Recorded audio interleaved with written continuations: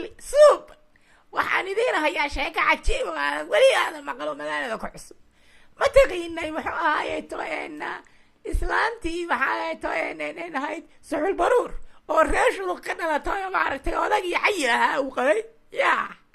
islaanta hadda reeshu qayu waa badan yihiin oo waxaa jirta tuulalkaas ay degan yihiin sheekada ku dhacday oo liyaa firdis tuula firdis ma yiraahdaa tuuladaas reer shuluq waa badan yihiin oo waxa weeye waa reer shuluq waa iyagii la waday lahaa odayna wuxuu yahay muxuu ahaayay to dubbe odayna waa shahab yaa islaan waxa weeye odagu uu dhalay cayil uu qabo waxa weeye islaan reer muxuu ahaayay to iyadoo ah reer cayil